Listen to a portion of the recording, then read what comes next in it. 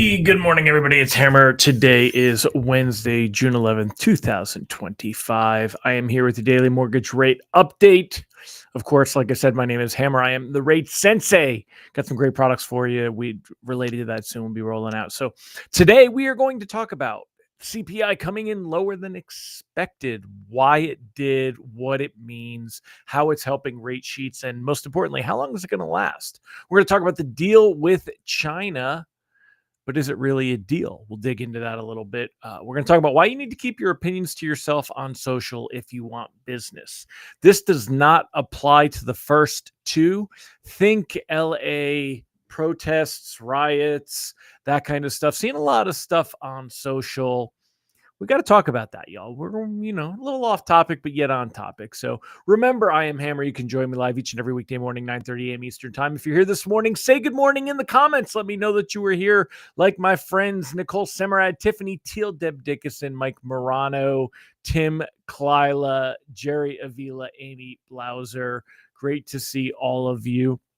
If you are here this morning, say good morning. If you're watching on the replay, don't forget to give me hashtag replay in the comments. Let me know that you were here. If you're on Facebook, go ahead and give us a thumbs up. Make sure you do use the comments. It helps with the algorithm. Gets the show in front of more people. I appreciate that. If you're on YouTube, go ahead and subscribe. Click that thumbs up, all that good stuff. Remember, if you would like a text reminder that I'm going live, you can get that at hmmr.io/reminder. Send out a quick text message each and every morning. You can log off, unsubscribe at any time. We don't sell your information or give it away. No trigger leads. So you can check that out here at the URL or over here on the QR code.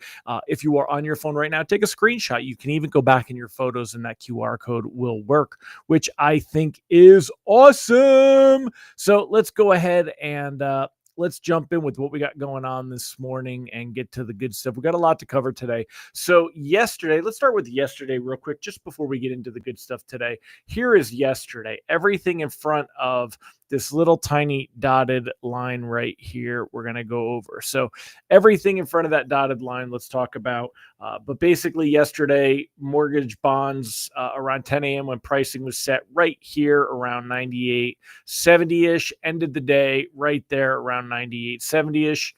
If you take a look here, that is, of course, very flat on the day. So rates were calm yesterday. There was really no reprices or anything to speak of. Rate sheets today, they're going to be influenced on everything happening on this side of the dotted line that you see here. Okay. Now you notice that ending yesterday and where we were this morning to start. See this little gap right here. Mortgage-backed securities were actually worse on the day. When we see this line go down, that's bad for rates. If we see it go up, that's good for rates. All right. So what happened here at 8:30 a.m. when this thing took off like a SpaceX rocket used to before Trump turns around and crushes them through regulation? I know I'm not even a Trump supporter, but it really is a shame with all the nonsense there, right? So this thing went up like a rocket. Look at this. I am an artiste. That is amazing. And keep your mind out of the gutter. So we were here, and then we were here, now we were up here, and we're kind of vacillating around up there. So what does all that mean? Well, it means that rate sheets today should improve. Yesterday, mortgage rate sheets were generally around 6.93. Today, we're going to improve. Now, remember that last Wednesday, 6.87. That was our best pricing that we saw of the week. We're probably going to be in the middle of that. So you're going to see rate sheets improve. They're not necessarily going to drop a full eighth in rate, but we will see some improvement. But if you take a look on where we were at that Wednesday, let's take a look at mortgage bonds and where they were on Wednesday when we got that. So that pricing, if you take a look here, that was Wednesday. It was this candlestick right here, and we reached all the way up above 99.20. Right now, we're still at 98.95. You'll notice that here. And we would need to see this be at around 98.20 in order to arguably see rate sheets that hit this same level. So while we are going to improve this morning, again, we were 69.97, 69.95, 69.93. You'll see that absolutely goes along with the levels. Here we are, here we are, here we are, right? So we've been improving from here, but it's not going to improve as much as you would think. Now, reprice risk on the day is moderate. Some things that we definitely do want to pay attention to and need to be aware of as we take a look here.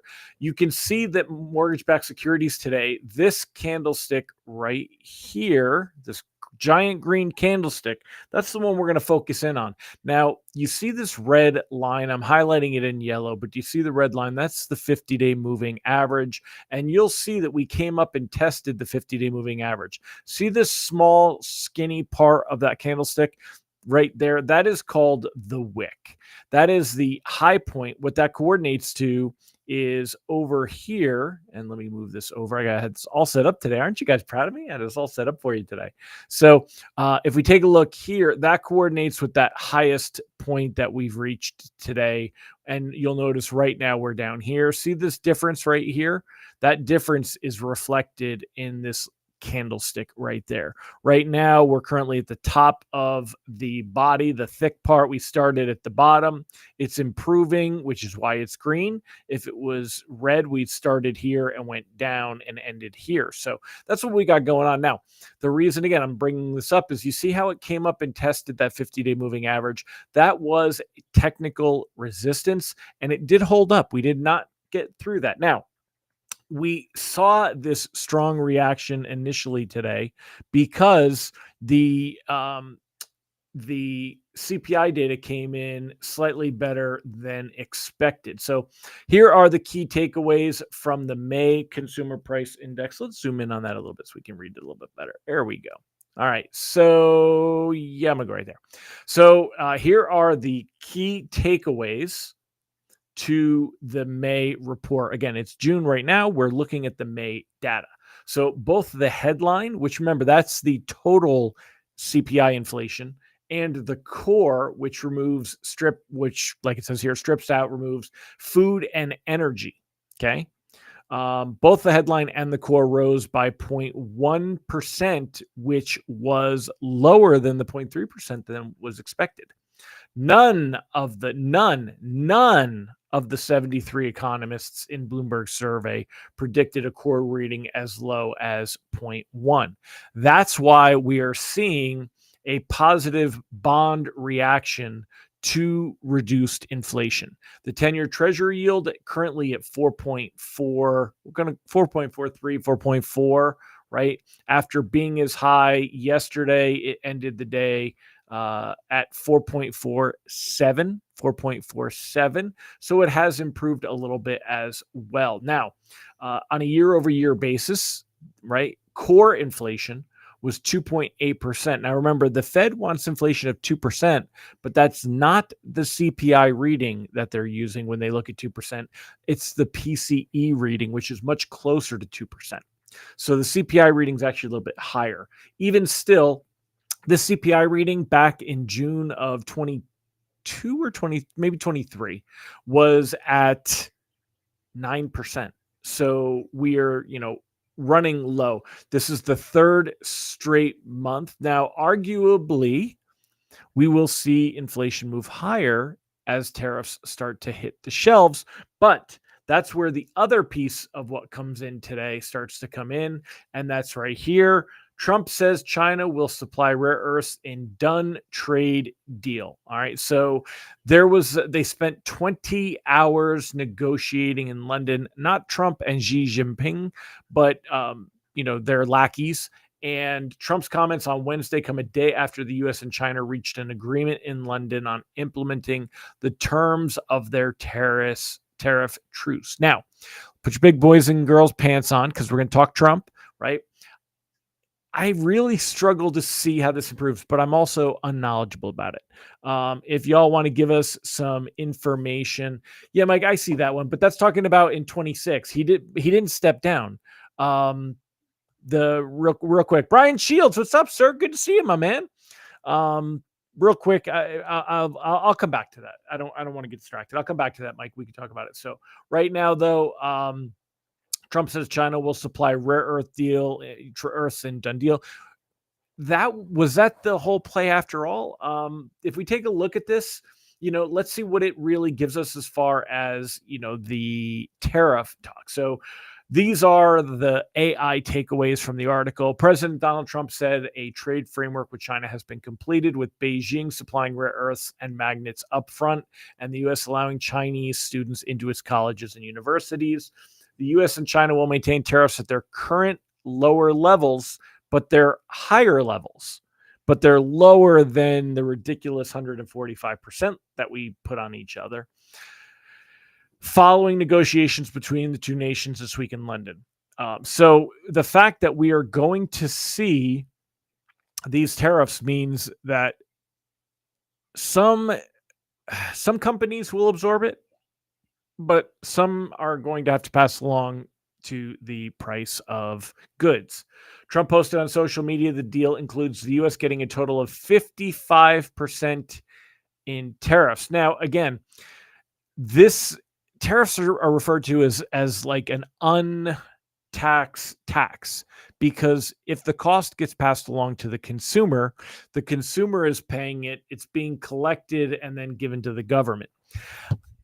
All of you big, heavy Trump supporters, and Ron, I know that you and I will probably disagree on this one, but all of you big Trump supporters need to recognize that companies, if they're eating it, they're paying the tax. If the consumer is eating it, they're paying the tax. But either way, it's not like China is paying it. So I really, is this deal all that great of a deal? Is it really the big thing that Trump refers to and says it will be? So anyway, keep that in mind. That's my take. I would love to hear your take on it. How do you feel about all of this and these things? But anyway, that's what's going on there. What's important to realize, the reason that you're seeing bonds react positively to the CPI inflation data is because inflation is bad for bonds. We've talked about this before, but it only takes a minute to reiterate. If I'm going to buy this widget, right, for $10, and it costs $10 today, and I invest in bonds and I get $10 in return, I can buy one widget for the $10. Well, my bonds and the money I'm getting from bonds, that $10 I get from bonds is fixed for, let's say, the next 10 years, right? I'm going to get my $10 return every month for 10 years, which means I can buy one widget a month for those 10 years, unless widgets go up to $1.10. Now it costs me $1.10 to buy the widget. So I need my $10 that I'm getting. $10 and $11, right? Went up 10%. So I'm getting $10 from my bond still. That's my return, but yet it's $11 to cost to buy a widget. So I can buy fewer widgets with my same return. And that's why inflation is bad for bonds, because you can buy less. Today's dollar is worth less tomorrow with inflation. So the inflation reading brought that in. The other thing that it opens the door of is expectations that the Fed can start to cut rates. Now, the current expectation of a rate cut, if we take a look at this meeting, it's 99.9% expected that we will not see a Fed rate cut on the 18th in about a week when we have the Fed meeting.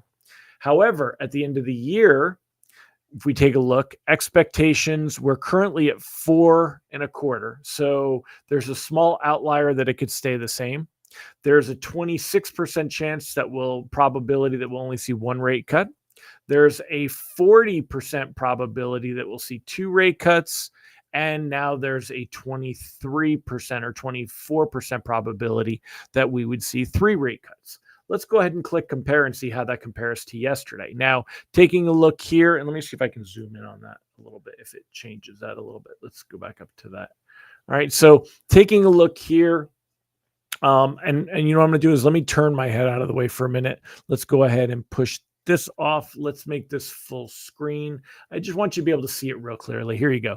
So taking a look here with what we've got yesterday, right? Yesterday is this column, this medium blue column here, right? So yesterday expectations, you could see it was higher. This is higher than today's expectation that we would get one rate cut. It was slightly lower than today that we would get two rate cuts. And now there is a bigger expectation right here today than there was yesterday that we would see three rate cuts. So we've seen a little bit of movement, but the overwhelming expectation continues to be two rate cuts are expected. Over 40% probability. Yesterday was 39, today 41% probability that we will see two rate cuts this year. And the expectation, if we take a look, is that in July, we will not get that first cut. It's 16%, right? But by September, expectations then move. See, right now we're at 4.25. So this is lower expectations for September that we will get that first rate cut. And then in October, that we would possibly see a second rate cut. But by December, expectations that a second rate cut jump even higher. So that's what we're currently seeing. Again, as far as I've got on the outlook, it's really, it doesn't change anything. Rates are going to remain very much in this range that we have seen them in, as high as in the low sevens here. But we're well off of those highs. We're closer to some of our better levels that we saw last Wednesday, but we're just at the lower end. And again, looking at mortgage bonds and what we see here, we would have to see mortgage bonds. We were only up here for one day. We had that one day of improvement, right? But we would have to break above this green line, which is the 100-day moving average. Not that it can't happen, but we would need to see some stuff happen. So the next big event at this point is the Fed meeting in a week, and we'll see what the Fed has to say, and markets will react to that, and will of course react to Fed Chair Jerome Powell's press conference. Now that brings us up to what y'all have to say here. So let me find.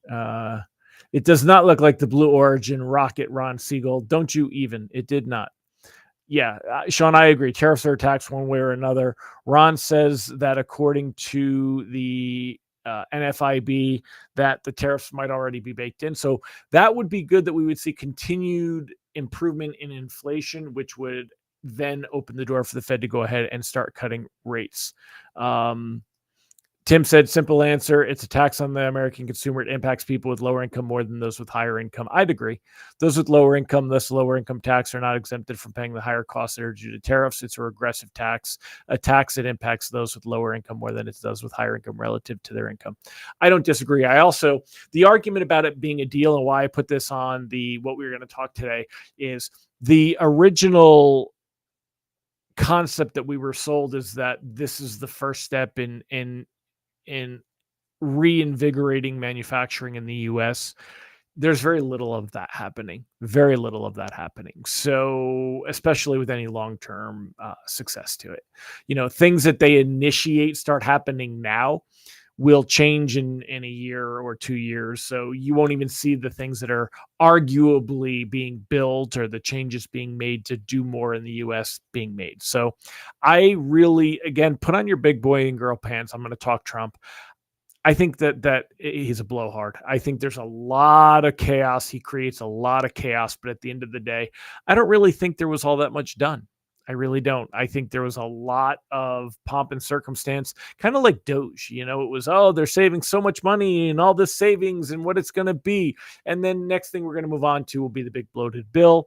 And the big bloated bill is not good for mortgage rates. It creates trillions of dollars in expected deficit.